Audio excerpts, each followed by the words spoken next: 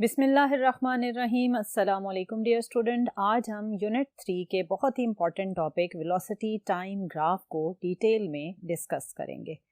Velocity time graph में जो दो पैरामीटर्स आपने कैलकुलेट करने हैं या डिस्कस करने हैं फ्रॉम ग्राफ, वो हैं एक्सेलरेशन और दूसरा है डिस्टेंस या डिस्प्लेसमेंट। अब आपने वेलोसिटी टाइम ग्राफ से किस तरह एक्सेलरेशन की वैल्यू कैलकुलेट करनी है या डिस्टेंस की वैल्यू कैलकुलेट करनी है, वो डिपेंड करता है कि जो आपको सिचुएशन दी गई है उस सिचुएशन में वेलोसिटी किस तरह की है। क्या वेलोसिटी थ्रू आउट कॉन्स्टेंट है, क्या वेलोसिटी इंक्रीज हो रही है, क्या वेलोसिटी डिक्रीज हो रही है। अगर इंक्रीज या डिक्रीज हो रही है तो क्या उसका ये इंक्रीज एक यूनिफॉर्म इंक्रीज है या वेरिएबल इंक्रीज है। ये सारे वो फैक्टर्स हैं जिन्हें हम डिस्कस करेंगे कि डिफरेंट सिचुएशंस में जब वेलोसिटी डिफरेंट स्टाइल में चेंज हो रही होती है तो उसके corresponding acceleration and then distance आपने कैसे कैलकुलेट करना है।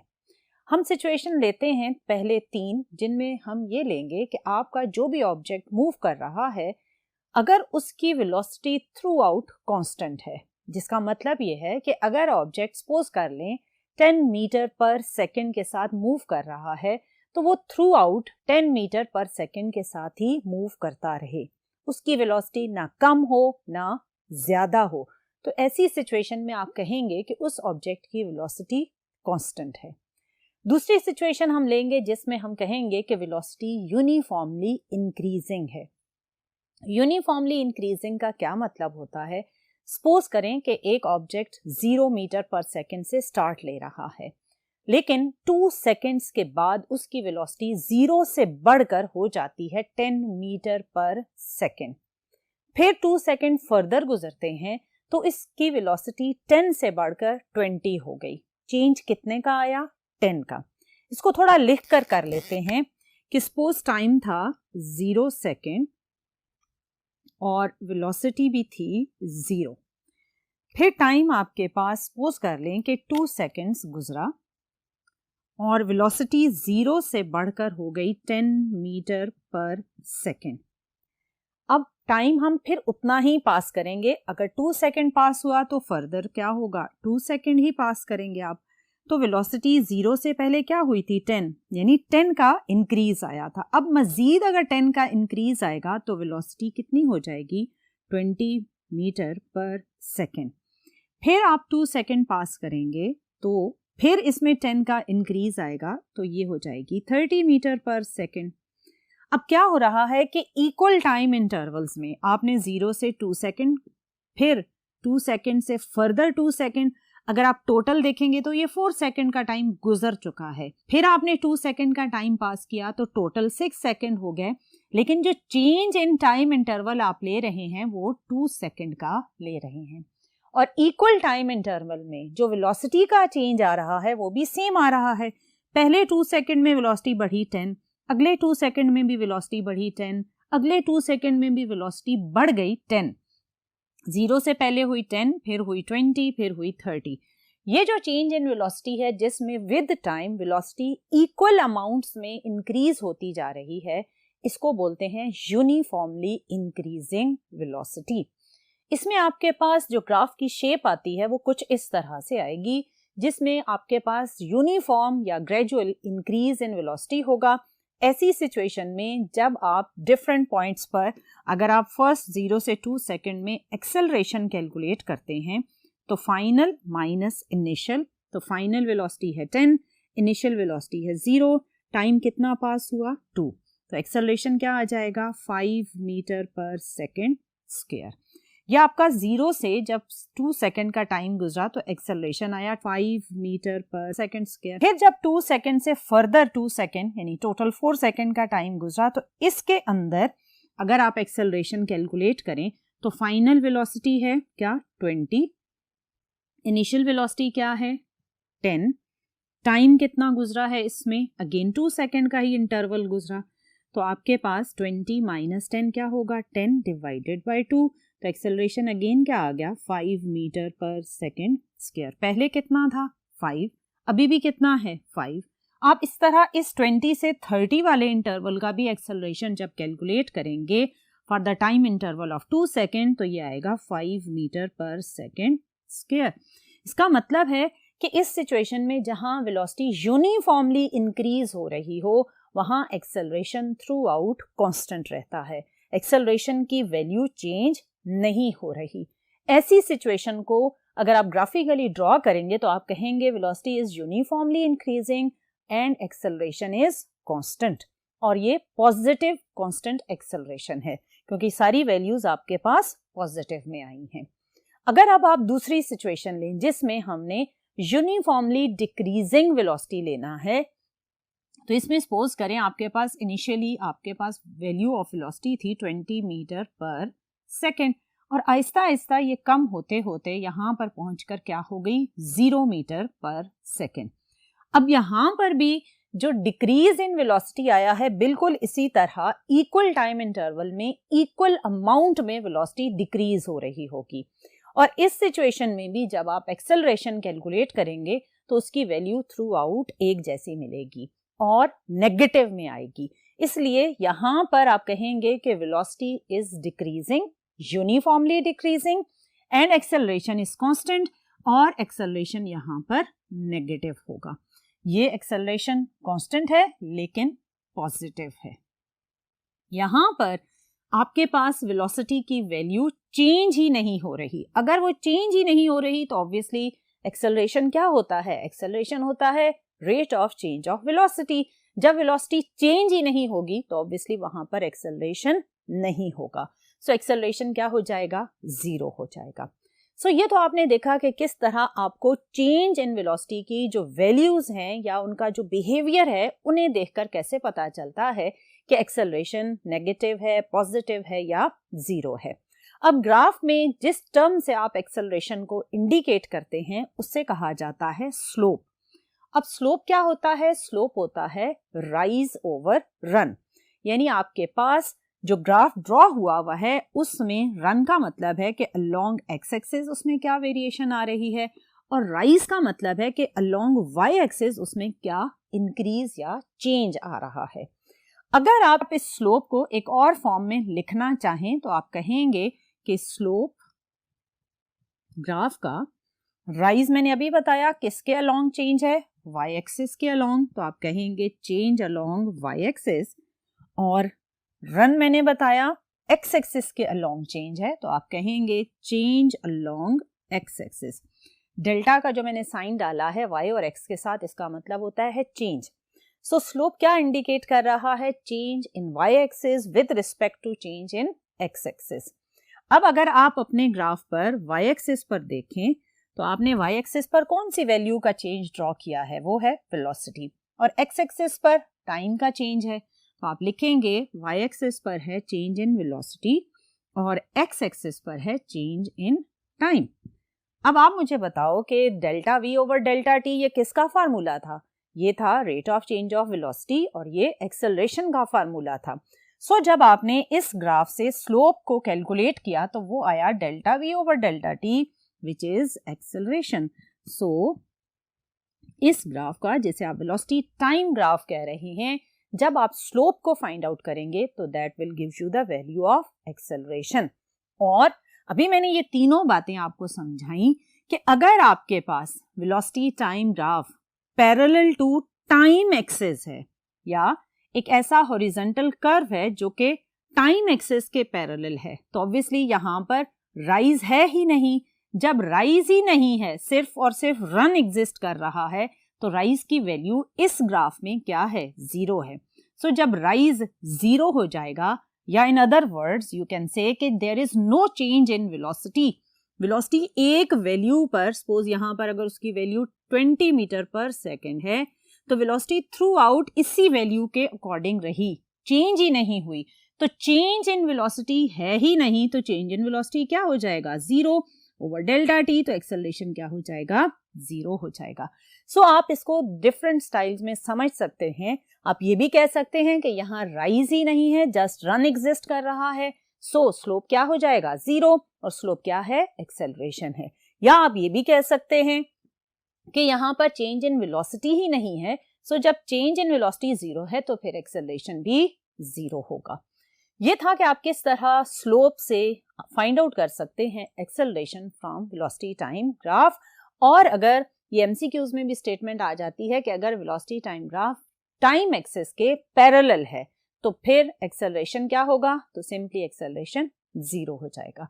और अगर आपके पास वेलोसिटी यूनिफॉर्मली इंक्रीजिंग है तो फिर जब आपने स्लोप फाइंड आउट करना होगा तो ये आपके पास अगर परपेंडिकुलर ड्रॉ करें तो ये जो साइड है that will give you delta v और ये जो साइड है that will give you delta t। So delta v divided by delta t से आपके पास क्या आ जाएगा, एक्सेलरेशन। जब आप कैलकुलेट करेंगे तो इसका आंसर पॉजिटिव में होगा, क्योंकि यहाँ फाइनल वेलोसिटी आपके पास बिगर वैल्यू है और इनिशियल वेलोसिटी एक स्मॉलर वैल्यू है और इस गिवन सिचुएशन में वो 0 है। सो ऑब्वियसली आपके पास जब फाइनल एक बड़ी वेलोसिटी हो, इनिशियल कम हो, तो एक्सेलरेशन वहाँ पॉजिटिव होता है। अब इस ग्राफ को आप देखें, यहाँ पर आपके पास अगर आपने डेल्टा v देखना है तो ये आपके पास इस सिचुएशन की इनिशियल वेलोसिटी है।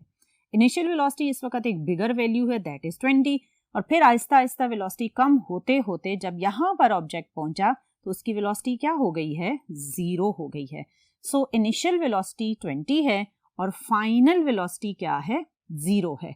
सो अब यहाँ पर जब आप एक्सेलरेशन फाइंड आउट करेंगे तो आप जानते हैं कि एक्सेलरेशन है vf minus vi divided by delta t।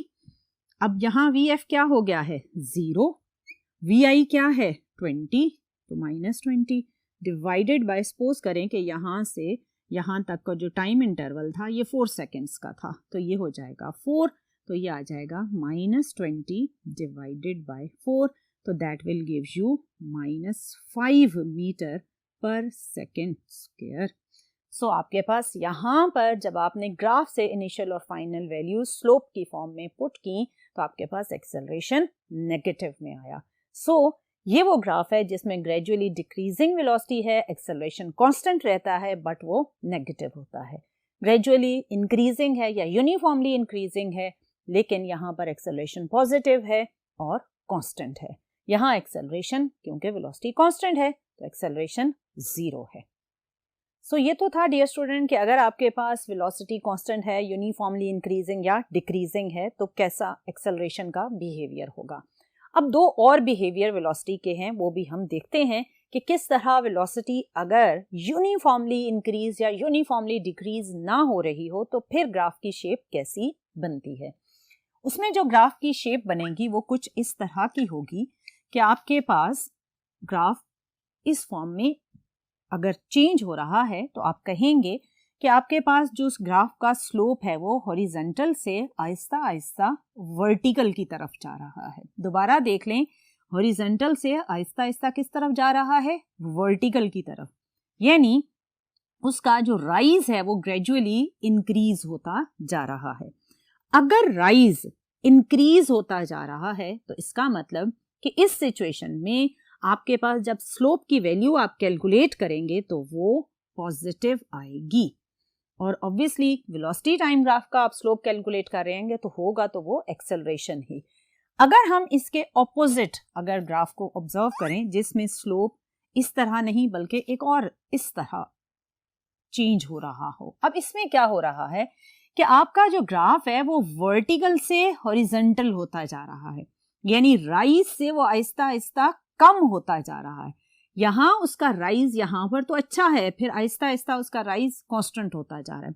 अब इस सिचुएशन में यहाँ पर क्या था, राइज आहिस्ता आहिस्ता इंक्रीज हुआ तो एक्सेलरेशन पॉजिटिव आया। यहाँ पर राइज पहले अच्छा खासा है फिर वो हॉरिजॉन्टल हो गया है। सो इस वाले ग्राफ में जो राइज है वो कम होना स्टार्ट हो जाएगा।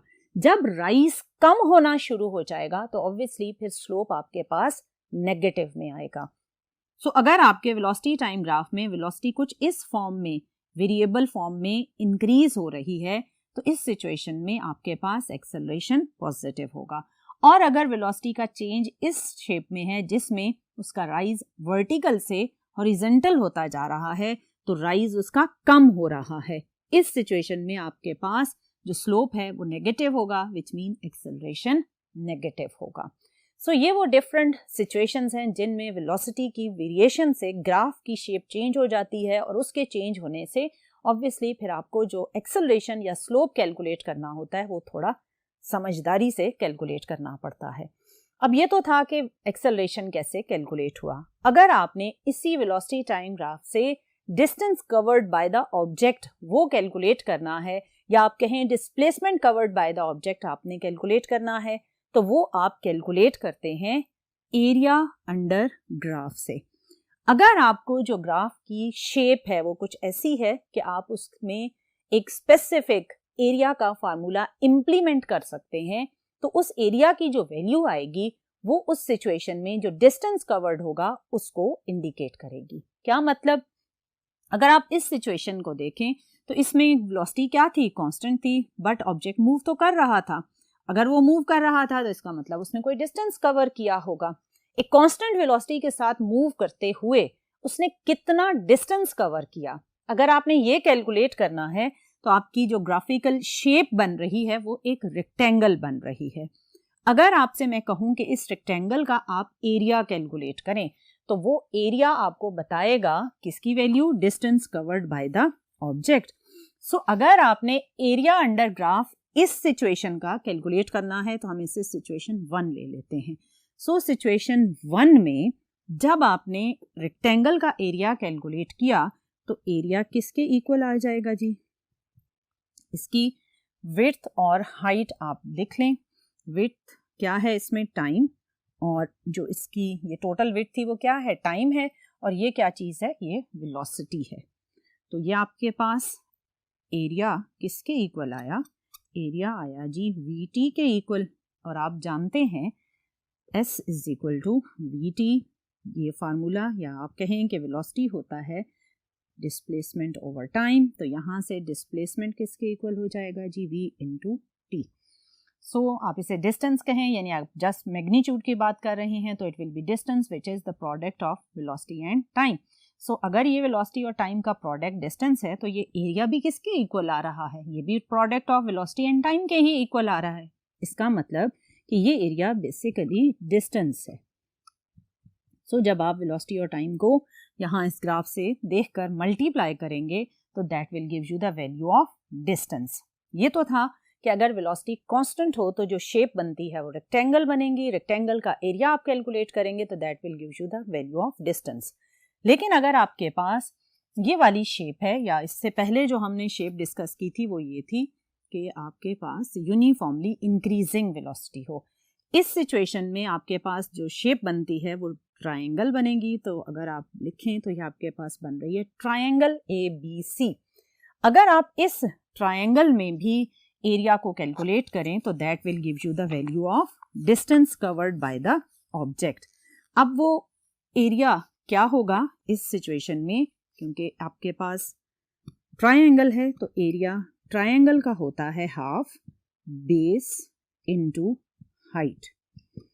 अब आपके पास अगर ग्राफ पर देखें तो बेस अगेन क्या चीज है, ये base AB of the triangle time को इंडिकेट कर रही है, तो ये क्या आ जाएगा, टाइम।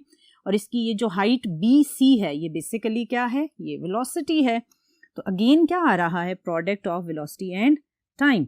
तो ये आपके पास हाफ VT, अगेन एरिया क्या हो जाएगा, डिस्टेंस को इंडिकेट कर रहा है, क्योंकि हमें मालूम है कि this product of velocity and time, this product of velocity and time is distance. So अगर आपके पास यूनिफॉर्मली इंक्रीजिंग वेलोसिटी हो तो जो ट्रायंगल बनेगी उसका एरिया आप कैलकुलेट करेंगे तो you will say area under graph, यानी इस ग्राफ के अंडर जो एरिया है that is the area of triangle and that will give you the value of distance.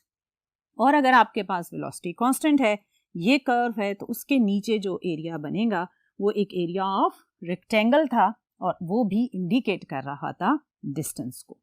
सो जब भी आपसे अगर एमसीक्यू में ये पूछा जाए कि area under velocity time graph indicate, तो that will indicate the value of distance. और अगर आपसे ये पूछा जाए slope of velocity time graph indicate, तो that will be the acceleration. और अगर आपसे ये पूछा जाए कि velocity time graph parallel to time axis है तो एक्सेलरेशन क्या होगा, 0 होगा, क्योंकि वहां पर वेलोसिटी कांस्टेंट है, चेंज ही नहीं हो रही। सो ये था कि अगर आपके पास पॉजिटिव साइड पर वेलोसिटी है एक्सिस के, कौन से एक्सिस के, टाइम एक्सिस के, अगर टाइम एक्सिस से अबव आपके पास वेलोसिटी की वैल्यूज हैं तो फिर आपके पास ग्राफ की जो शेप्स हैं वो कैसी होंगी, वहां से स्लोप से एक्सेलरेशन आपको कैसे पता चलेगा। अब अगर हम इसमें रेफरेंस अपना चेंज कर लें, हम ये कहें कि टाइम एक्सिस से बिलो है वेलोसिटी की वैल्यूज, तो इसका मतलब कि आपने डायरेक्शन ऑफ मोशन को रिवर्स कर दिया है। क्या मतलब?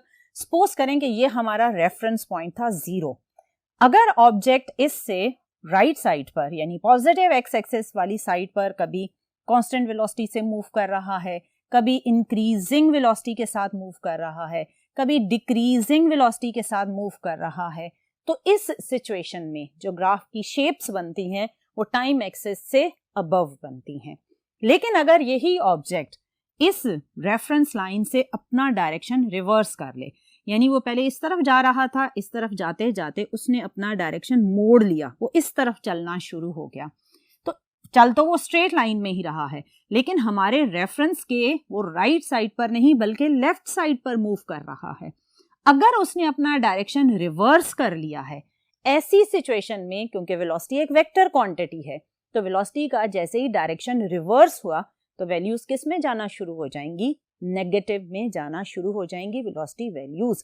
ऐसी सिचुएशन में जब आप ग्राफ ड्रॉ करते हैं तो वो टाइम एक्सिस से अबव नहीं होता बल्कि टाइम एक्सिस से नीचे आएगा, यानी आपके पास वेलोसिटी का जो एक्सिस है वो डाउनवर्ड या along negative Y axis shift हो जाएगा। ये कहलाता है स्ट्रेट लाइन मोशन कर्व्स, क्योंकि स्ट्रेट लाइन में जब कोई भी ऑब्जेक्ट मूव कर रहा हो तो सम टाइम वो अपवर्ड मूव कर रहा होता है और फिर एकदम से वो डाउनवर्ड चलना शुरू कर देता है, या फिर वो अगर राइट साइड पर जा रहा था तो रुक कर उसने डायरेक्शन अपना रिवर्स कर लिया और वापस आना शुरू हो गया। तो अगर आपने राइट साइड पर जाते हुए उसकी वेलोसिटी को पॉजिटिव लिखा है तो जब वो वापस मुड़ेगा तो ऑब्वियसली वेलोसिटी वैल्यूज क्योंकि वेक्टर क्वांटिटीज हैं तो क्या हो जाएंगी? नेगेटिव हो जाएंगी। सो अभी जो हमने ग्राफ डिस्कस किए ये बेसिकली इस सिचुएशन के थे, यानी आपके रेफरेंस से अगर वो पॉजिटिव साइड ऑफ एक्सिस पर रहता है तो वेलोसिटी का बिहेवियर कांस्टेंट है, इंक्रीजिंग है, डिक्रीजिंग है, तो ग्राफ ऐसे होंगे। लेकिन अगर वो अपना डायरेक्शन रिवर्स कर लेता है, वो ऑपोजिट मूव करना स्टार्ट कर देता है, कभी वेलोसिटी कांस्टेंट रहती है, कभी वो इसी तरफ इंक्रीजिंग वेलोसिटी के साथ जा रहा है, कभी वो इसी तरफ डिक्रीजिंग वेलोसिटी के साथ जा रहा है, तो फिर ग्राफ की शेप्स कैसी होंगी, वहां एक्सेलरेशन किस तरह कैलकुलेट करेंगे, ये ऑब्जर्व करने के लिए हम मूव करते हैं नेक्स्ट बोर्ड की तरफ। जी डियर स्टूडेंट, जैसा कि मैंने अभी आपको बताया कि अगर आपके पास ऑब्जेक्ट का डायरेक्शन रेफरेंस के लेफ्ट साइड पर आ गया यानी ऑपोजिट टू ओरिजिनल डायरेक्शन हो गया या नेगेटिव एक्स एक्सिस के अलोंग हुआ, तो फिर वेलोसिटी के ग्राफ्स किस तरह बनेंगे। अब हमने वही एक्सिस ड्रॉ किए हैं। पहले मैंने प्लस वी और टाइम के इस साइड पर आपको बताया कि अगर वेलोसिटी इंक्रीजिंग है, वेलोसिटी डिक्रीजिंग है, वेलोसिटी कांस्टेंट है, तो आपके पास स्लोप या एक्सेलरेशन किस तरह कैलकुलेट हुआ। अब अगर आपके पास टाइम एक्सिस से हम नीचे आ गए यानी नेगेटिव पोर्शन ऑफ ग्राफ में आ गए, तो यहाँ पर वेलोसिटी का बिहेवियर क्या होगा। पहले हम ग्राफ नंबर 1 को देखते हैं। ये नेगेटिव एक्स एक्सिस है, आपके पास सपोज यहाँ पर वेलोसिटी थी -20 मीटर पर सेकेंड। अब यहाँ पर अगेन क्या हो रहा है, जब उसने ऑब्जेक्ट ने अपना डायरेक्शन रिवर्स किया यानी नेगेटिव साइड पर मूव करना शुरू किया, लेकिन उसने अपनी वेलोसिटी को थ्रू आउट कांस्टेंट रखा। अब वेलोसिटी ऑपोजिट तो हो गई है लेकिन वो चेंज नहीं हो रही। अगर वो चेंज नहीं हो रही, -20 मीटर पर सेकेंड पर ही रहती है, तो इट मींस एक्सेलरेशन फिर क्या होगा? 0 होगा, क्योंकि वेलोसिटी थ्रू आउट क्या है? कांस्टेंट है। ऑल्दो वेलोसिटी नेगेटिव साइड पर है बट वो कांस्टेंट है। जब तक वो चेंज नहीं होगी तो एक्सेलरेशन नहीं आएगा। सो ये जो ग्राफ नंबर 1 है ये नेगेटिव कांस्टेंट वेलोसिटी से रिलेटेड है और इसमें आपको एक्सेलरेशन अगेन 0 ही मिलेगा।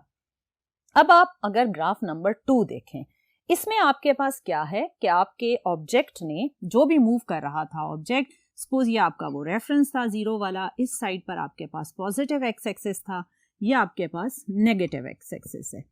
अब ये जो ग्राफ नंबर 2 है ये कह रहा है कि ऑब्जेक्ट ने इस पॉइंट से इस तरफ मूव करना शुरू कर दिया, opposite to our positive reference line. अगर वो इस तरफ मूव कर रहा है और उसकी वेलोसिटी इंक्रीज होती जा रही है, अगर इंक्रीजिंग वेलोसिटी है तो फिर उसके ग्राफ की शेप कुछ इस तरह बनेगी। और इसमें क्योंकि ऑब्जेक्ट एक नेगेटिव साइड पर इंक्रीजिंग वेलोसिटी के साथ बन रहा है, तो यहाँ बच्चे गलत कर देते हैं एक चीज, वो ये समझते हैं कि यहाँ इंक्रीजिंग है तो एक्सेलरेशन पॉजिटिव होगा। नहीं, अगर नेगेटिव साइड पर वेलोसिटी इंक्रीजिंग है तो फिर आपके पास acceleration, although velocity is increasing on the negative side, but acceleration क्या आएगा? नेगेटिव आएगा। ये 2 पॉइंट्स हैं जहां बच्चे कंफ्यूज होते हैं। सो ये आपने हमेशा याद रखना है कि वेलोसिटी अगर नेगेटिव साइड पर है और इंक्रीजिंग है तो एक्सेलरेशन वहां पर नेगेटिव ही आएगा। आप कैलकुलेट करके भी देख सकते हैं कि सपोज करें यहां पर आपके पास वेलोसिटी की वैल्यू इस एक्सिस पर -30 मीटर पर सेकेंड है और यहां पर ऑब्वियसली 0 है। तो अगर आप एक्सेलरेशन कैलकुलेट करें इस ग्राफ नंबर 2 से रिलेटेड, तो VF minus VI divided by time interval जो भी है, सपोज इस पूरे में जो टाइम इंटरवल इन्वॉल्व है वो 4 सेकेंड का है, तो हम टाइम तो ले लेते हैं 4, और VF कितनी है बेटा? VF देखो आपके पास -30, तो -30, और VI क्या है? 0 -0, तो ये आ जाएगा -30 divided by 4 metre per second square. So आपके पास एक्सेलरेशन की वैल्यू किस में आई? एक्सेलरेशन की वैल्यू नेगेटिव में आई। ऑल्दो वेलोसिटी इज इंक्रीजिंग, लेकिन किस साइड पर? नेगेटिव साइड पर। यानी ऑब्जेक्ट ने यहां से इस तरफ मूव करना शुरू किया और उसकी वेलोसिटी पहले 0 थी और फिर आहिस्ता आहिस्ता बढ़ती जा रही है। So velocity is increasing on the negative side but acceleration is negative. So ये आपने बात याद रखनी है। अब हम ग्राफ नंबर 3 देखते हैं कि ऑब्जेक्ट यहां से अपना डायरेक्शन रिवर्स करता है इस तरफ नेगेटिव साइड पर, लेकिन पहले वो एक तेज वेलोसिटी के साथ चल रहा था और आहिस्ता आहिस्ता चलते चलते उसने वेलोसिटी अपनी कम करना शुरू कर दी। वो नेगेटिव साइड पर चल रहा है और वेलोसिटी अपनी कम करता जा रहा है, तो वेलोसिटी क्या है? डिक्रीजिंग। किस साइड पर? नेगेटिव साइड पर। So velocity decreasing on negative side. इस सिचुएशन में एक्सेलरेशन क्या होगा? पॉजिटिव होगा। कैसे? आप ग्राफ से भी कैलकुलेट करके देख सकते हैं कि अगर उसकी ये वेलोसिटी थी जब उसने डायरेक्शन को रिवर्स किया तो वो थी -30, तो आपके पास इनिशियल वेलोसिटी क्या हो जाएगी? -30 मीटर पर सेकेंड, और फिर आहिस्ता आहिस्ता कम होते होते वो यहाँ पहुंच गया। सपोज यहाँ पर उसकी वेलोसिटी आप इमेजिन कर लें -5 है कम होकर, तो VF क्या हो गई उसकी? -5 मीटर पर सेकेंड। अब जब आपने एक्सेलरेशन कैलकुलेट करना है तो आप लिखेंगे VF माइनस VI, तो VF कितनी है? -5 माइनस ये वाला, और VI की वैल्यू क्या है? -30। सो आपने टाइम इंटरवल अगेन इसका भी आप 4 सेकेंड ही इमेजिन कर लें कि 4 सेकेंड में ये चेंज आता है, तो -5 और ये माइनस माइनस क्या हो गया? +30 डिवाइडेड बाय 4, तो ये आ जाएगा +25 divided by 4 metre per second square. तो एक्सेलरेशन क्या आया? एक्सेलरेशन पॉजिटिव आया। सो आप ये बात ध्यान से सुनिएगा कि अगर आपके रेफरेंस पॉइंट से ऑब्जेक्ट मूव करता है towards the positive x axis, यानी इस तरफ, वेलोसिटी कांस्टेंट है, एक्सेलरेशन 0। वेलोसिटी इंक्रीजिंग है, एक्सेलरेशन पॉजिटिव। वेलोसिटी डिक्रीजिंग है, एक्सेलरेशन नेगेटिव। लेकिन अगर ऑब्जेक्ट अपना डायरेक्शन रिवर्स करके नेगेटिव साइड पर मूव करना शुरू कर देता है ऑन द स्ट्रेट लाइन, यहां थोड़ा आपने केयरफुली चलना है। अगर वो नेगेटिव साइड पर मूव कर रहा है, वेलोसिटी कांस्टेंट है, फिर तो टेंशन ही नहीं, एक्सेलरेशन 0 हो जाएगा। लेकिन अगर नेगेटिव साइड पर चलते हुए उसकी वेलोसिटी है इंक्रीजिंग, तो फिर एक्सेलरेशन नेगेटिव होगा। और अगर इस डायरेक्शन में चलते हुए वेलोसिटी डिक्रीजिंग है नेगेटिव साइड पर, तो एक्सेलरेशन फिर पॉजिटिव होगा। ये बात आपने याद रखनी है, क्योंकि ये जब आपसे MCQs डिफरेंट ग्राफ से रिलेटेड पूछे जाते हैं तो वहां पर आपको ये बात कंफ्यूजन से बचाएगी। ये तो था कि अगर नेगेटिव साइड पर वेलोसिटीज हैं तो उनका बिहेवियर क्या होता है। अब अगर आपसे सिंपली मैं ये पूछूं कि एक ऑब्जेक्ट को आपने वर्टिकली अपवर्ड थ्रो किया था, अगर वो ऑब्जेक्ट वर्टिकली अपवर्ड जा रहा है, तो ये आपने प्रोजेक्टाइल मोशन में भी डिटेल से पढ़ना है कि जब ऑब्जेक्ट को आप वर्टिकली अपवर्ड थ्रो करते हैं तो आप बताओ कि जब आपके हाथ से बॉल निकलता है उस टाइम, और फिर जब वो आहिस्ता आहिस्ता ऊपर जाता है तो वेलोसिटी क्या होती जाती है? कम या ज्यादा? आपने सोचा, क्या जवाब आया? कम। यस, ठीक है। जब आपके हाथ से ऑब्जेक्ट निकलता है तो उसकी velocity at that time maximum होती है। फिर जब वो ऊपर जाता है तो आहिस्ता आहिस्ता उसकी वेलोसिटी कम होती जाती है, और जब वो मैक्सिमम हाइट पर पहुंचता है तो वेलोसिटी क्या हो जाती है? 0। सो इस सिचुएशन में आपके हाथ से निकलने और मैक्सिमम हाइट तक जाने का अगर मैं ग्राफ ड्रॉ करूं तो मैक्सिमम वेलोसिटी से वो 0 वेलोसिटी का ग्राफ बनेगा, और वो ये आपके पास कर्व होगा इतने पोर्शन में। क्योंकि अभी हम अपवर्ड मोशन को ले रहे हैं, पॉजिटिव साइड, यानी ये वाला बिहेवियर ले रहे हैं, और जब वो डाउनवर्ड मोशन स्टार्ट करेगा तो हम इसे लेंगे नेगेटिव साइड, जिसे आप इस वाले एक्सिस की मूवमेंट के अकॉर्डिंग समझेंगे। सो जब आपके हाथ से ऑब्जेक्ट निकला तो वेलोसिटी थी मैक्सिमम। जब वो मैक्सिमम हाइट पर पहुंचा तो फॉर अ मोमेंट वो रुका तो वेलोसिटी क्या हो गई? 0। सो इस पार्ट को, इन दो वैल्यूज को जब आपने ग्राफ पर ड्रॉ किया तो ये पॉजिटिव साइड है, सो आपकी ये वाली पोर्शन की डिस्कशन होगी कि वेलोसिटी इनिशियली क्या है? मैक्सिमम, फिर आहिस्ता आहिस्ता वो कम होती जा रही है, यहां पर वेलोसिटी आकर क्या हो गई? 0। सो ये आपके हाथ वाला पॉइंट है जहां से वो निकला। ये वो कौन सा पॉइंट है? मैक्सिमम हाइट वाला पॉइंट है, जहां फॉर अ मोमेंट उसने पॉज लिया और उसकी वेलोसिटी क्या हो गई? 0। अब यहां से उस ऑब्जेक्ट ने अपनी डाउनवर्ड मोशन स्टार्ट की, यानी यहां से वो नीचे की तरफ शुरू हो गया। जब वो डाउनवर्ड मोशन स्टार्ट करेगा तो ये उसकी जो इनिशियल वेलोसिटी है अभी क्या है? 0 है।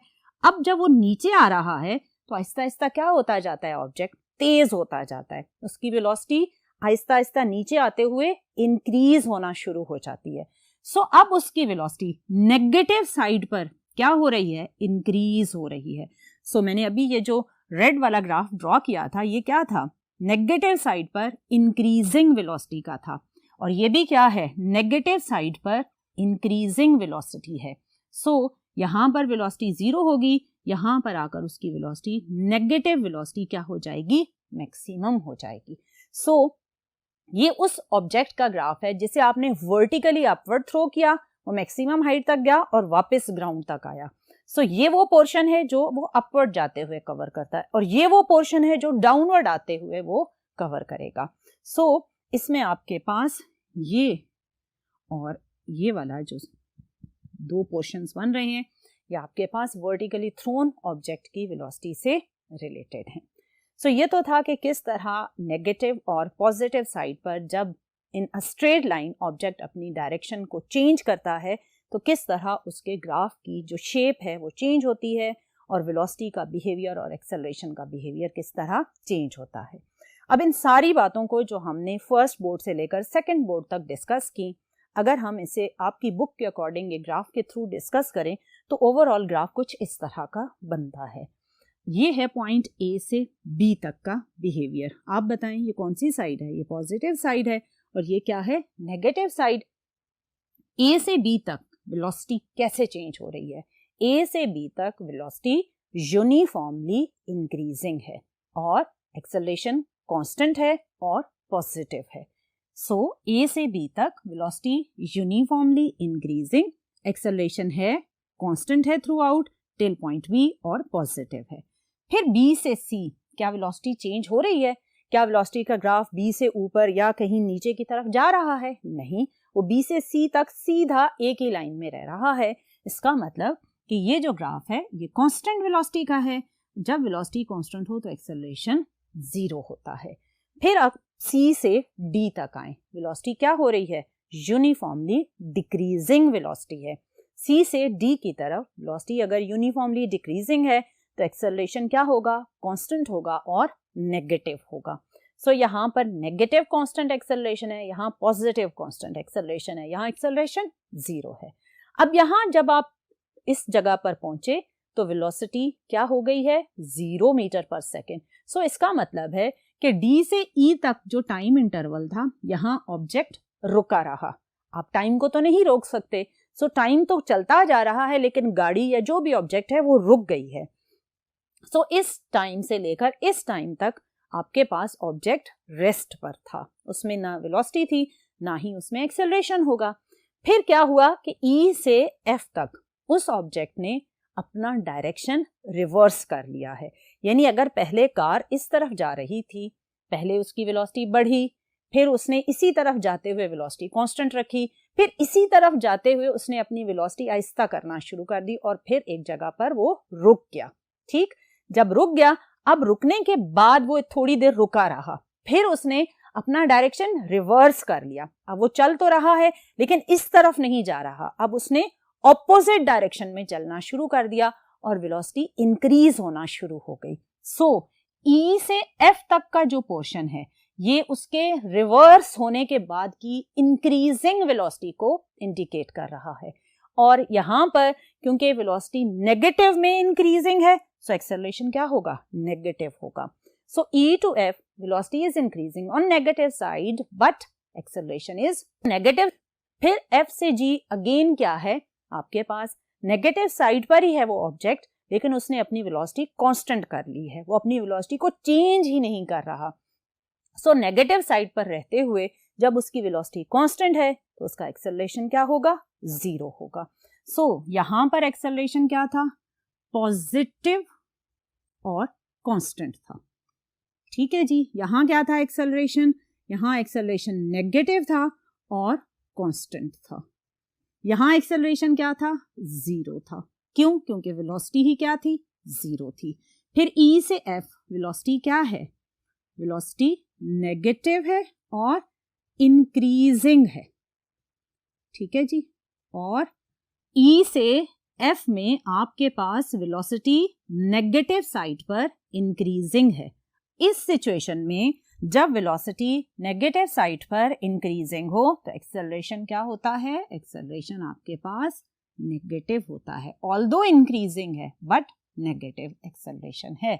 F से G अगेन वेलोसिटी क्या है? कांस्टेंट है और एक्सेलरेशन 0 है।